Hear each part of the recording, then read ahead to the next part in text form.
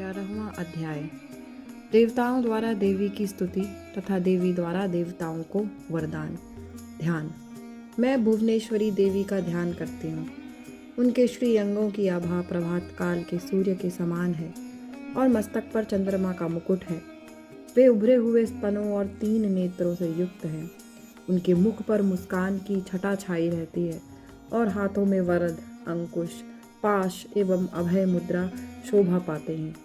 ऋषि कहते हैं, देवी के द्वारा वहाँ महादैत्यपति शुंभ के मारे जाने पर इंद्र आदि देवता अग्नि को आगे करके उन कात्यायनी देवी की स्तुति करने लगे। उस समय अभिष्ट की प्राप्ति होने से उनके मुख कमल दमक उठे थे और उनके प्रकाश से दिशाएं भी जगमगा उठी थी। देवता बोले, शरणागत की पीड़ा दूर करने वाली देवी हम पर प्रसन्न हो। संपूर्ण जगत की माता प्रसन्न हो। विश्वेश्वरी, विश्व की रक्षा करो। देवी, तुम ही चराचर जगत की अधीश्वरी हो। तुम इस जगत का एकमात्र आधार हो, क्योंकि पृथ्वी रूप में तुम्हारी ही स्थिति है। देवी, तुम्हारा पराक्रम अलंघनीय है। तुम ही जल रूप में स्थित होकर संपूर्ण जगत को तृप्त करती हो। तुम अनंत बल संपन्न वैष्णवी शक्ति हो। इस विश्व की कारणभूता परामाया हो। देवी, तुमने इस समस्त जग को मोहित कर रखा है। तुम ही प्रसन्न होने पर इस पृथ्वी पर मोक्ष की प्राप्ति कराती हो। देवी, संपूर्ण विद्याएं तुम्हारे ही भिन्न भिन्न स्वरूप हैं।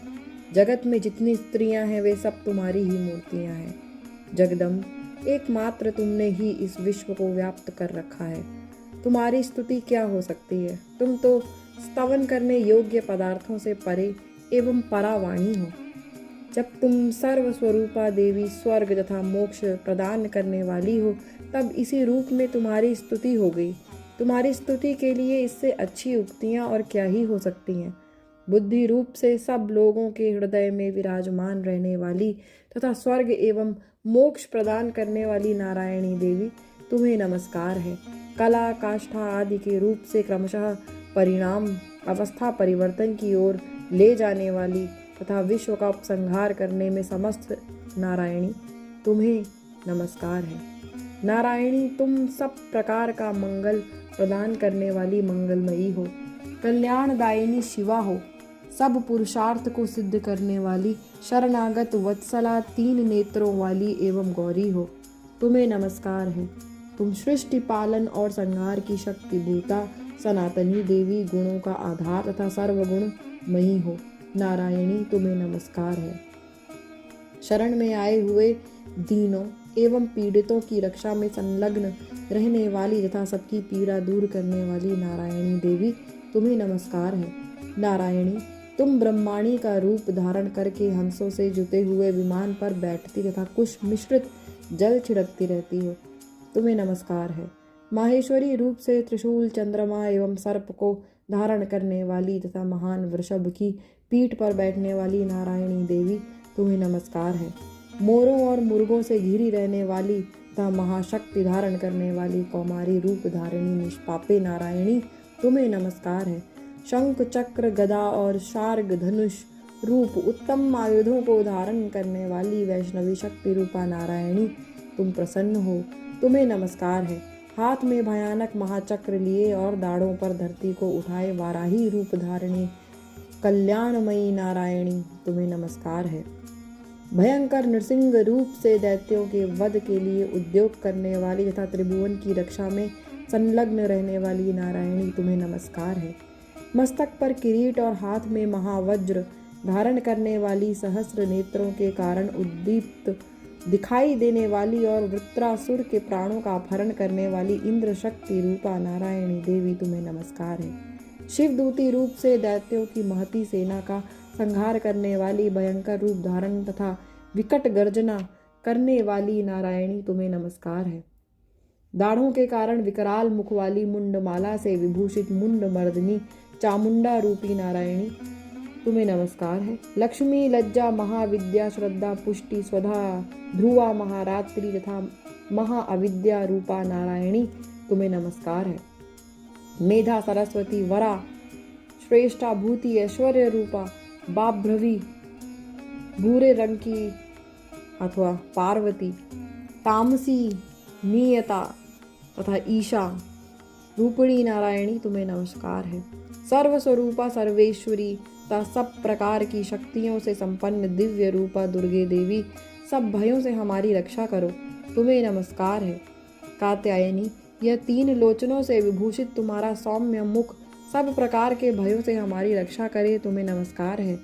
भद्रकाली, ज्वालाओं के कारण विकराल प्रतीत होने वाला अत्यंत भयंकर और समस्त असुरों का संहार करने वाला तुम्हारा त्रिशूल भय से हमें बचाए, तुम्हें नमस्कार है।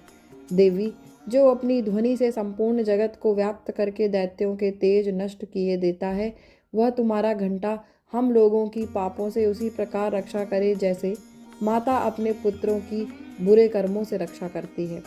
चंडिके, तुम्हारे हाथों में सुशोभित खड्ग जो असुरों के रक्त और चर्बी से चर्चित है, हमारा मंगल करे, हम तुम्हें नमस्कार करते हैं। देवी, तुम प्रसन्न होने पर सब रोगों को नष्ट कर देती हो और कुपित होने पर मनोवांछित सभी कामनाओं का नाश कर देती हो। जो लोग तुम्हारी शरण में जा चुके हैं उन पर विपत्ति तो आती ही नहीं। तुम्हारी शरण में गए हुए मनुष्य दूसरों को शरण देने वाले हो जाते हैं। देवी अंबिके, तुमने अपने स्वरूप को अनेक भागों में विभक्त करके नाना प्रकार के रूपों से जो इस समय इन धर्मद्रोही महादैत्यों का संहार किया है, वह सब दूसरी कौन कर सकती थी। विद्याओं में ज्ञान को प्रकाशित करने वाले शास्त्रों में तथा आदि वाक्यों में तुम्हारे सिवा और किसका वर्णन है, तथा तुमको छोड़कर दूसरी कौन ऐसी शक्ति है जो इस विश्व को अज्ञान में घोर अंधकार से परिपूर्ण ममता रूपी घड़े में निरंतर भटका रही हो। जहाँ राक्षस, जहाँ भयंकर विष वाले सर्प, जहाँ शत्रु, जहाँ लुटेरों की सेना और जहाँ दावानल हो, वहाँ तथा समुद्र के बीच में भी साथ रहकर तुम विश्व की रक्षा करती हो। विश्वेश्वरी, तुम विश्व का पालन करती हो, विश्व रूपा हो इसलिए संपूर्ण विश्व को धारण करती हो।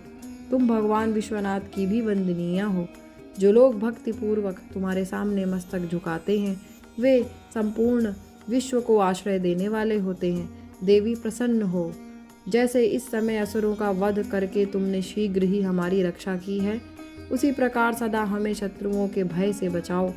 संपूर्ण जगत का पाप नष्ट कर दो और उत्पात एवं पापों के फलस्वरूप प्राप्त होने वाले महामारी आदि बड़े बड़े उपद्रवों को शीघ्र दूर करो।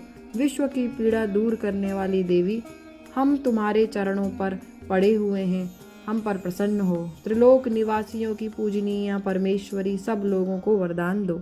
देवी बोली, देवताओं, मैं वर देने को तैयार हूँ। तुम्हारे मन में जिसकी इच्छा हो वह वर मांग लो। संसार के लिए उस उपकारक वर को मैं अवश्य दूंगी। देवता बोले, सर्वेश्वरी, तुम इसी प्रकार तीनों लोकों की समस्त बाधाओं को शांत करो और हमारे शत्रुओं का नाश करती रहो। बोली, देवताओं, वैवस्वत मनवंतर के 28वें युग में शुंभ और निशुंभ नाम के 2 अन्य महादैत्य उत्पन्न होंगे। तब मैं नंद गोप के घर में उनकी पत्नी यशोदा के गर्भ से अवतीर्ण हो विंध्याचल में जाकर रहूंगी और उक्त दोनों असुरों का नाश करूंगी। फिर अत्यंत भयंकर रूप से पृथ्वी पर अवतार ले मैं विप्रचित्ति नाम वाले दानवों का वध करूंगी। उन भयंकर महादैत्यों को भक्षण करते समय मेरे दांत अनार के फूल की भांति लाल हो जाएंगे। तब स्वर्ग में देवता और मर्त्य लोक में मनुष्य सदा मेरी स्तुति करते हुए मुझे रक्तदंतिका कहेंगे। फिर जब पृथ्वी पर 100 वर्षों के लिए वर्षा रुक जाएगी और पानी का अभाव हो जाएगा, उस समय मुनियों के स्तवन करने पर मैं पृथ्वी पर अयोनिजा रूप में प्रकट होऊंगी और 100 नेत्रों से मुनियों को देखूंगी। अतः मनुष्य शताक्षी इस नाम से मेरा कीर्तन करेंगे। देवताओं, उस समय मैं अपने शरीर से उत्पन्न हुए शाकों द्वारा समस्त संसार का भरण पोषण करूंगी। जब तक वर्षा नहीं होगी तब तक वे शाक ही सबके प्राणों की रक्षा करेंगे। ऐसा करने के कारण पृथ्वी पर शाकंभरी के नाम से मेरी ख्याति होगी। उसी अवतार में मैं दुर्गम नामक महादैत्य का वध भी करूंगी। इससे मेरा नाम दुर्गा देवी के रूप में प्रसिद्ध होगा।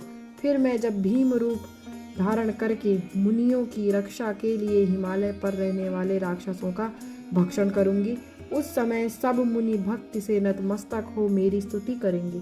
तब मेरा नाम भीमा देवी के रूप में विख्यात होगा। जब अरुण नामक दैत्य तीनों लोकों में भारी उपद्रव मचाएगा, तब मैं तीनों लोकों का हित करने के लिए 6 पैरों वाले असंख्य भ्रमरों का रूप धारण करके उस महादैत्य का वध करूंगी।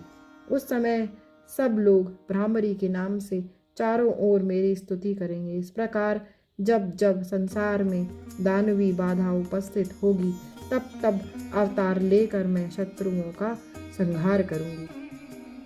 इस प्रकार श्री मार्कंडेय पुराण में सावर्णिक मनवंतर की कथा के अंतर्गत देवी महात्म्य में देवी स्तुति नामक 11वां अध्याय पूरा हुआ।